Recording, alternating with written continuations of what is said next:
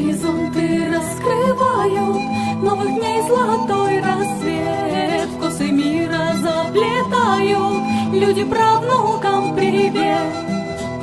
В разговоре или в песне вы услышите слова, что летели доброй вестью только к вам от прадеда.